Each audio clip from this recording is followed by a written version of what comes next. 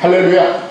네, 반갑습니다. 좀 많이 힘들지만 여러분들 힘내시고 또 이 어려움을 잘 극복할 수 있기를 바랍니다. 또 가정에서 지금 한 달째 교회를 못 나오고 예배를 드리고 있는 성도님들도 힘내시고 머지않아서 또 이 어려움이 지나가면 또 다시 교회 나와서 정상적으로 예배드리게 될 그 시간이 있게 될 줄 믿습니다. 네, 가정에서 예배드리는 성도 여러분들도 하나님의 축복과 은혜로 충만하시기 바랍니다. 자, 오늘은 우리가 에베소서 5장 8절로 14절 말씀까지 읽었습니다. 에베소서는 1장부터 6장까지가 있는데 1장부터 3장까지는 이제 사도 바울이 에베소 교회 성도들에게 교회가 무엇인가 하는 그런 교리적인 측면에 대해서 상당히 깊이 있게 다루고 있습니다. 그리고 이제 4장부터 6장까지는 그거들은 실천편이다 그렇게 말합니다. 이렇게 교회를 다니는 그리스도인들이 삶의 현장에서 어떻게 살아야 할 것인가 하는 내용이 이제 4장부터 6장까지 쭉 나와 있는데 오늘 우리는 5장 8절로 14절이 그 생활편, 실천편의 한 복판을 우리가 읽었습니다.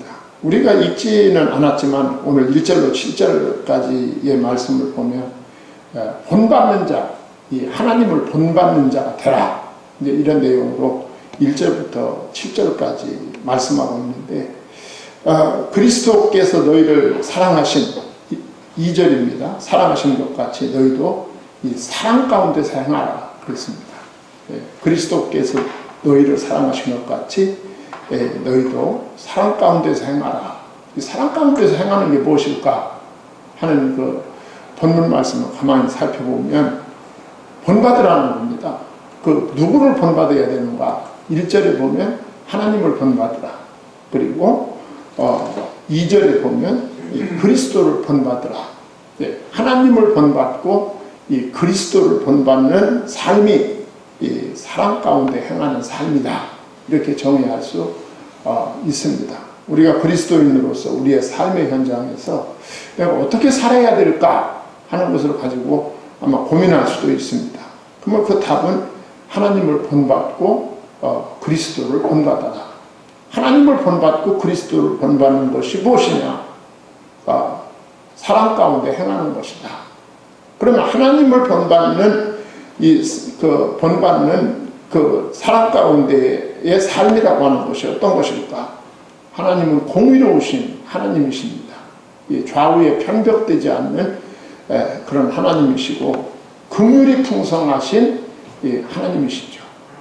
우리가 그 요한복음 3장 16절에 보면 하나님의 긍휼, 하나님의 사랑의 그 넓이, 깊이, 크기를 말해주고 있습니다.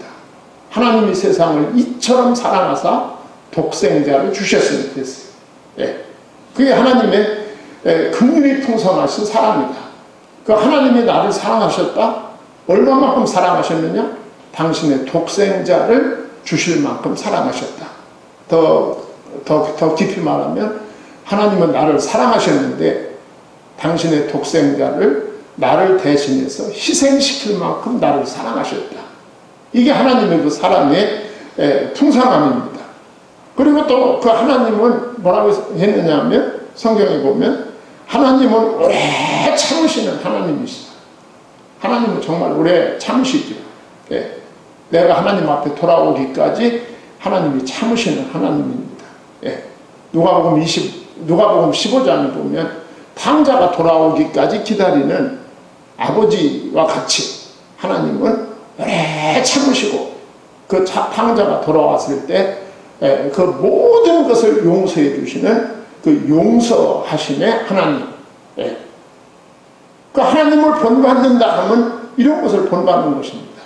하나님의 공의로우심과 하나님의 긍휼하심과 오래 참으심과 하나님의 그 용서하심을 본받는 것이 하나님을 본받는 것이다. 사랑 가운데 행하는 것은 하나님을 본받는 것이다. 그리스도를 본받는 것도 마찬가지입니다. 그리스도를 본받는 것은 역시 그리스도 중심으로 보면 그리스도께서는 죄인을 살리기 위해서 자기가 그 죄인을 대신해서 저주와 형벌을 받아주신 사랑이다. 이 그리스도를 본받는 희생적인 삶을 우리에게 가르쳐주고 있는 것입니다.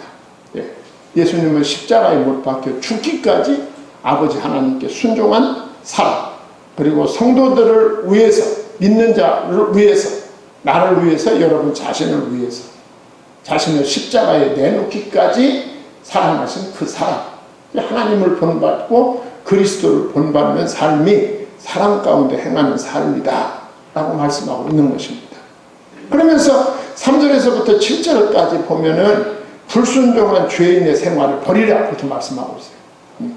일일이 다 말씀을 우리가 나눌 수는 없지만 그 먼저 버려야 될 것이 뭐냐 하면 불경건한 생활을 청산하라. 이 무슨 말일까요? 음행과 온갖 더러운 것과 탐욕은 너희 중에서 그 이름조차 부르지 말라. 이는 성도에게 마땅한 것입니다.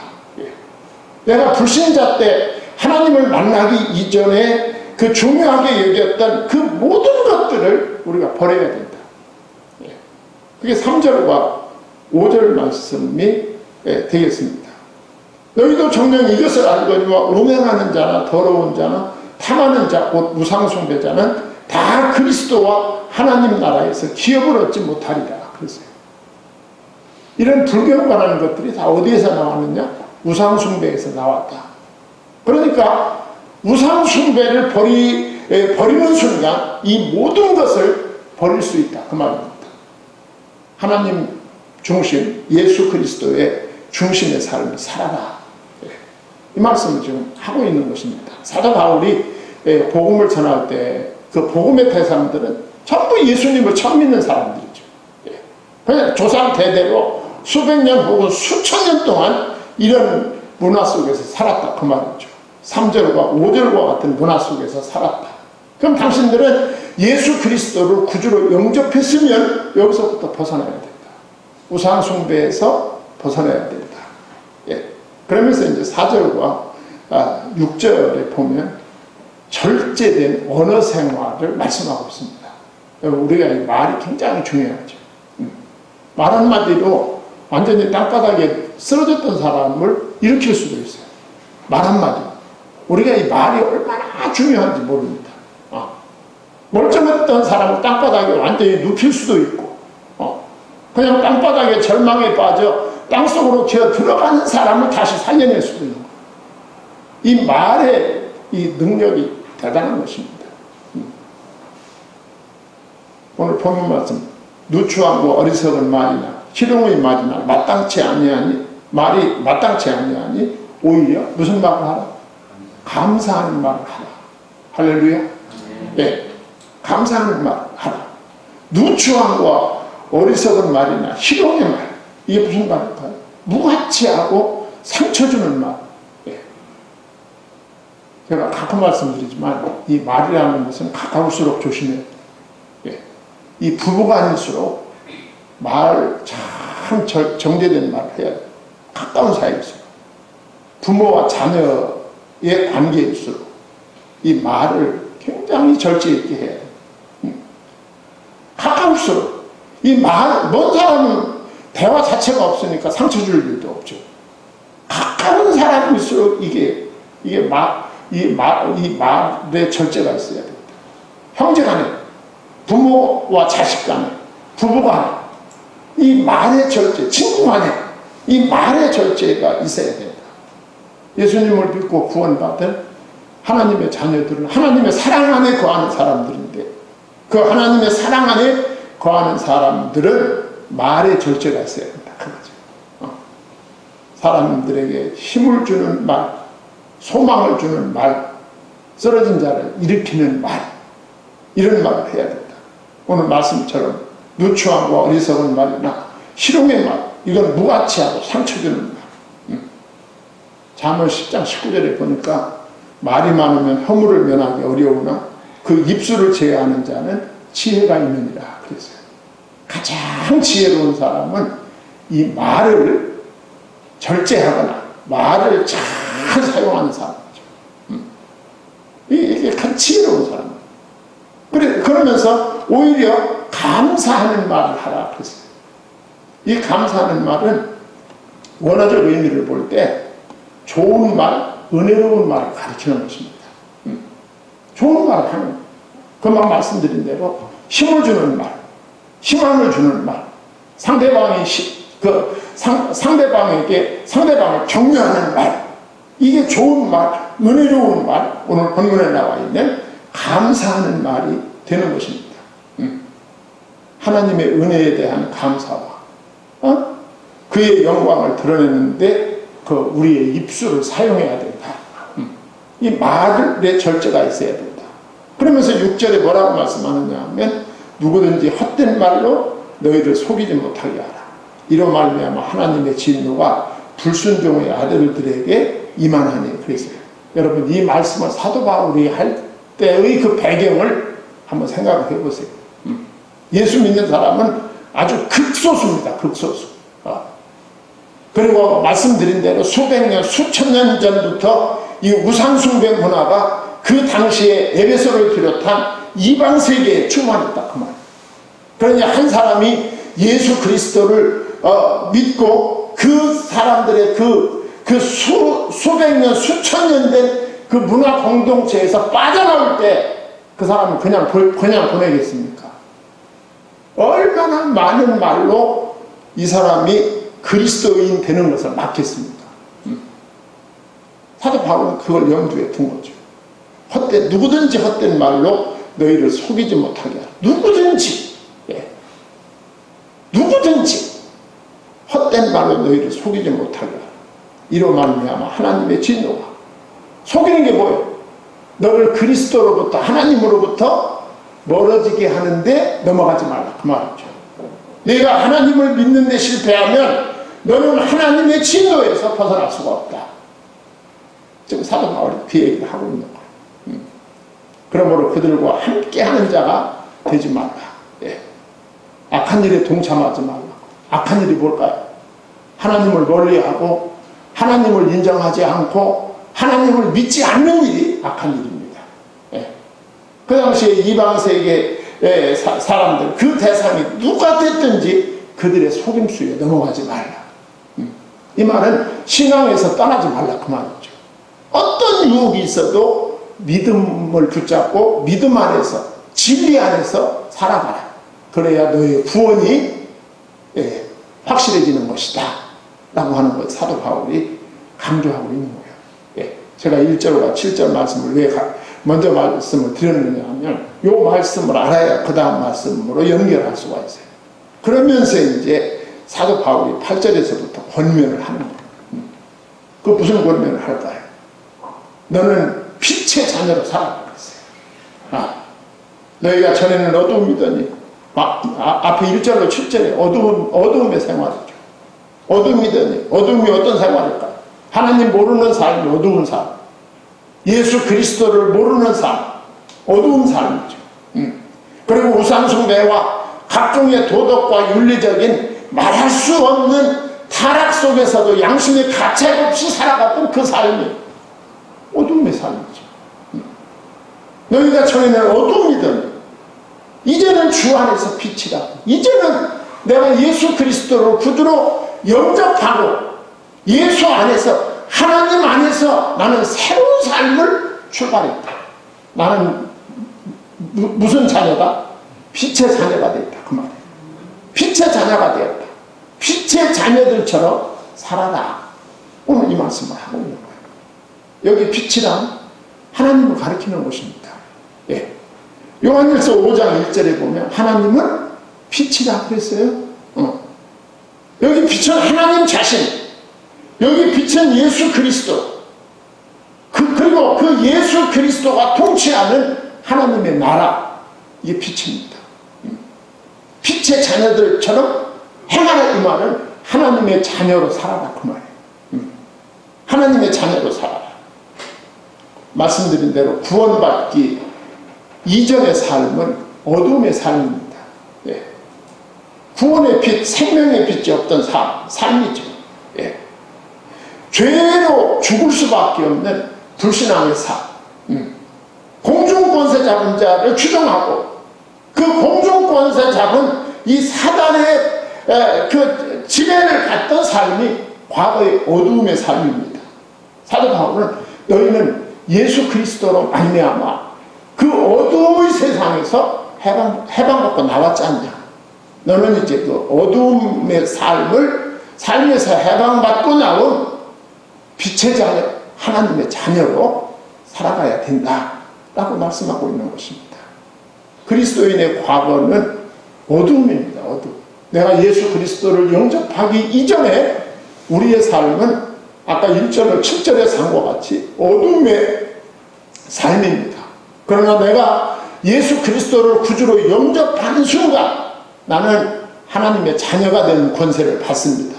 영접하는 자 곧 그 이름을 믿는 자들에게는 하나님의 자녀가 되는 권세를 주셨느니라 그랬어요.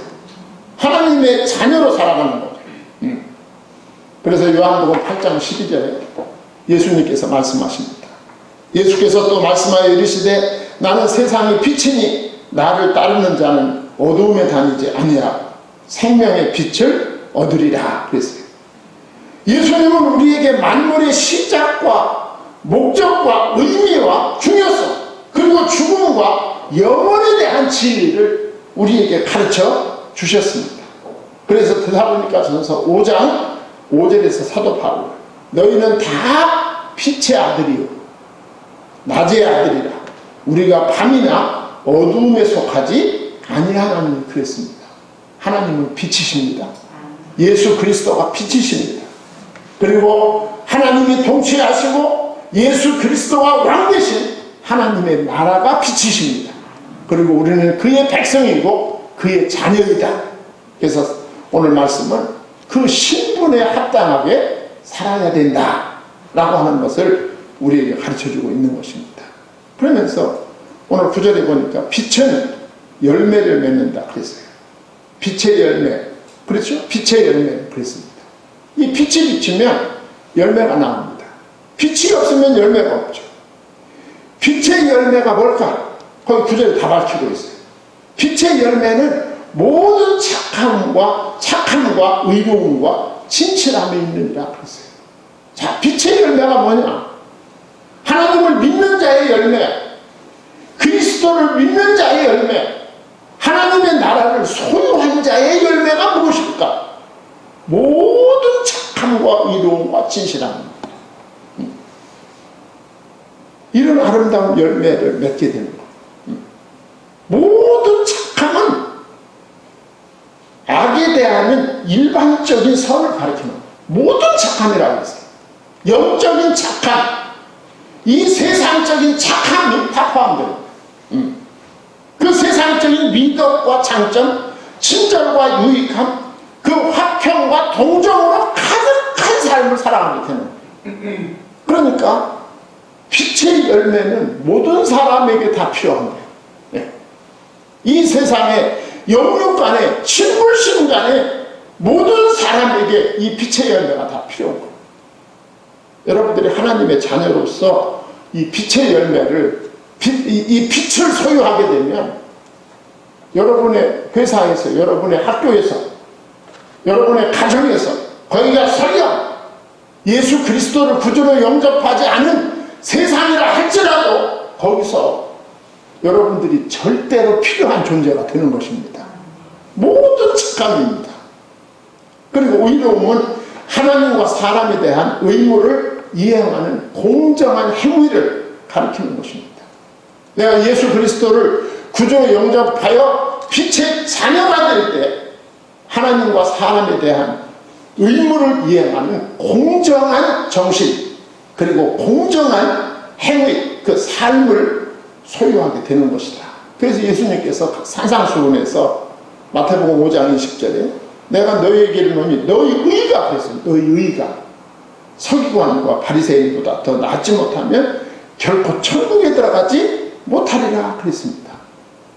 우리가 하나님의 자녀, 빛의 자녀가 될 때 바리새인이나 서기관보다도 더한 이 세상에서의 의를 소유할 수 있다. 어느 곳에 가든지 그건 필요한 것이다. 그 다음에 진실함. 말과 행위에 있어서 순수하고 정직한 삶을 살아가면 되는 것이다. 여러분, 세상은 이런 사람들을 필요로 하죠. 이런 사람들은 교회에서만 필요한 것이 아닙니다. 예. 오늘 말씀과 같이 빛의 열매는 모든 착함과 의로움과 진실함, 모든 착함, 모든 의로움, 모든 진실함의 사람은 교회 안에서만 필요한 것이 아니라 교회 밖에 모든 세상에서 이런 사람을 필요로 한다 라고 하는 것을 사도 바울은 지금 이방에 있는 에베소 성도들에게 밝히고 있는 것입니다. 그래서 에베소서 4장 25절에 보면 앞장이죠. 그런즉 거짓을 버리고 각각 그 이웃과 더불어 참된 것을 말하라. 이는 우리가 서로 지체가 됩니다. 또 요한일서 3장 18절에서 사도 요한은 자녀들아 우리가 말과 혀로만 살아가지 말고 행함과 진실함으로 하자. 이렇게 말씀하고 있는 것입니다. 어느 곳에 가든지 누구에게나 필요한 것이 모든 착한 의로움, 진실함입니다. 이게 빛의 열매입니다. 예. 이 빛의 열매는 누구에게나 무엇에게나 다 필요로 하는 것이다. 참 이런 삶을 살아라. 사도 바울은 왜 이런 삶을 살라고 할까? 네. 그리스도인들이 세상에 나가서 이런 삶을 살 때 전도의 문이 열리는 거예요. 생명을 살리는 전도의 문을 열리는 것입니다. 예. 그래서 10절에 뭐라고 말합니까? 주를 기쁘시게 할 것이 무엇인가? 시험하여 보라 그랬어요. 예. 빛은 주님을 기쁘시게 할 것이 무엇인지 드러내는 거예요. 이 복음의 빛, 생명의 빛, 하나님의 빛, 예수 그리스도의 빛은 빛이 딱 비추이면 빛이 비추이면 그 구별이 된다 그 말이에요. 빛이 있으면 구별이 됩니다. 뭐가 구별이 될까요? 주를 기쁘시게 하는 것이 무엇이고 주님이 기뻐하지 않는 것이 무엇인지 이 복음의 빛이 비추어질 때 드러나게 되는 것이다. 그래서 데살로니가 전서 5장 21절에 범사에 헤아려 좋은 것을 취하고 그랬어요. 또 요한일서 4장 1절에 사랑하는 자들아 영을 다 믿지 말고 오직 영들이 하나님께 속하였나 분별하라. 많은 거짓 선지자가 세상에 나왔습니다. 그랬어요. 그래서 우리가 하나님을 붙잡고 이 복음을 바로 붙잡고 이 복음의 빛으로 세상을 비출 때 분별이 일어난다 그 말이죠. 하나님에 속한 것과 세상에 속한 것을 분별할 수 있고 내가 바로 할 수 있는 길이 보이게 된다 그 말씀을 하고 있는 것입니다. 그러면서 이제 뭐라고 말씀합니까? 11절로 14절에 보면은 어두움의 일들을 이제 빛으로 드러내라 그랬어요. 이 말은 무슨 말일까요? 너희들은 그 하나님의 자녀로서의 빛을 소유한 사람들이다. 그러니까 너희들이 살고 있는 삶의 현장에서 빛을 비춰라 그 말이에요. 빛을 비춰라. 11절과 12절에 뭐라고 말씀합니까? 너희는 열매 없는 어두움의 일에 참여하지 말고 도리어 책망하라. 그들이 은밀히 행하는 것들은 말하기도 부끄러운 것들이다 그랬어요. 자, 너희는 열매 없는 어두움의 일에 참여하지 말고 도리어 책망하라. 이 책망하라 그 말은 야단치라 그런 의미가 아니에요. 이 어두움의 세상에 복음의 빛을 비춰라 그 말이에요. 예. 그 복음의 빛을 비치는 그 자체가 책망이다 그 말이죠. 그 자체가 어두움의 세상에 생명의 빛, 복음의 빛을 비추는 그 자체가 책망이 되는 것이다.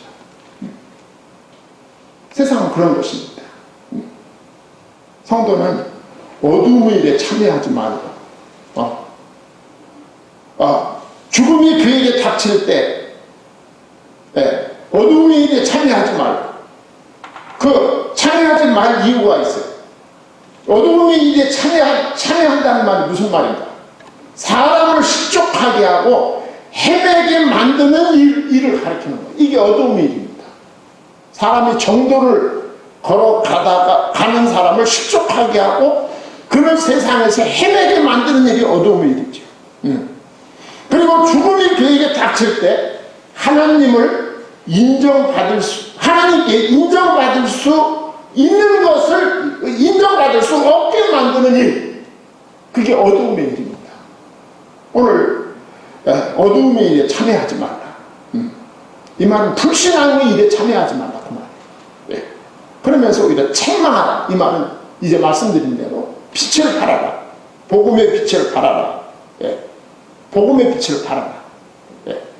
하나님의 빛, 그리스도의 빛, 하나님의 나라의 빛으로 살아라 그 말이에요. 너희들이 어두움의 세상에서 어두움에게 휩쓸려 들어가지 말고 오히려 그곳에서 복음의 빛을 발하며 살아라. 어두움에는 말씀드린 대로 빛이 책망입니다. 빛이. 본인들이 그거 스스로 느끼는 거죠. 예. 그러면서 그들이 은밀히 행하는 것들은 12절에 말하기도 부끄러운 것들이라 그랬어요. 아까 1절로 7절에서 다 말씀한 내용입니다. 이 세상은 말하기도 부끄러운 일들이 그냥 일상처럼 흘러가고 있다. 그곳에 휩쓸리지 말고 빛으로 살아라. 그러면서 13절에 보면 빛의 기능을 말씀하고 있어요.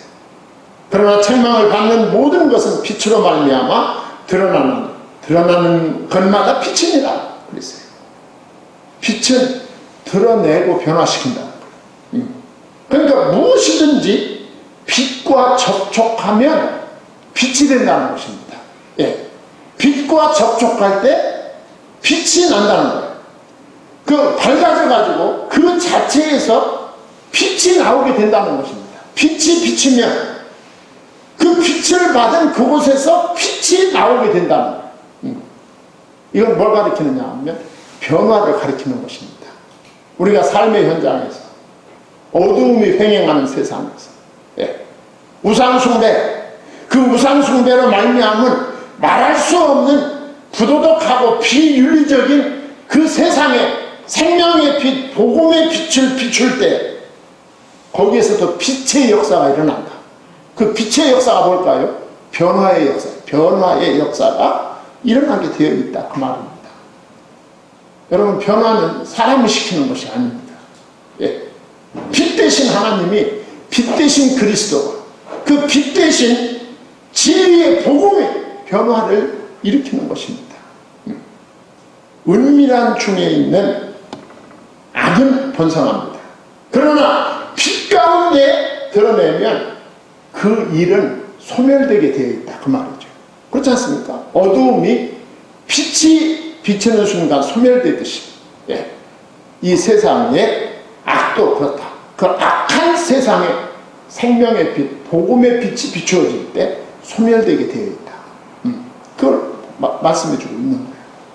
그러면서 14절에 보면 영적으로 죽은 자들의 잠을 깨라는 것이죠. 그러므로 이르시기를 잠자는 자여 깨어서 죽은 자들 가운데서 일어나라. 그리스도께서 너희에게 비추이시리라 하셨느니라 그랬습니다. 세상 사람은 영적으로 다 잠자는 자들입니다. 영원한 암흑과 죽음을 향해서 달려가죠. 하나님을 만나지 못했으니까. 오늘 본문은 잠들어 있는 성도들을 향해 있다는 점이 비극입니다. 잠든 성도들이 있다 그거예요. 죽음과 같은 잠에 빠져 있는 성도들이 있다. 예수 그리스도 안에서 우리에게 주신 약속과 기업을 깨닫지 못하는 성도들이 있다는 거예요. 영적인 잠과 죽음에서 일어날 수 있는 유일한 근원은 예수 그리스도 한 분뿐이다. 잠에서 깨야 된다. 그래서 그들을 잠에서 깨우려면 그리스도의 빛, 생명의 빛을 비춰줘야 된다. 왜? 요한복음 1장 4절에 그 안에 생명이 있으니 그랬어요. 그 안에가 누구 안에? 예수 그리스도 안에. 이 생명은 사람들의 빛이라 그랬습니다. 로마서 13장 11절 또한 너희가 이 시기를 알거니와 자다가 깰 때가 벌써 되었나니 이는 이제 우리의 구원이 처음 믿을 때보다 가까웠습니다 그랬어요. 세상이 점점 악해가고 있습니다. 불신앙화 되어가고 있어요. 이 어두운 시기에 우리는 그리스도의 빛을 소유한, 이 생명의 빛을 소유한 성도로서 악한 세상, 어두움의 세상에 빛이 되기를 소망합니다. 예, 기도하겠습니다. 하나님 아버지, 하나님의 은혜와 사랑을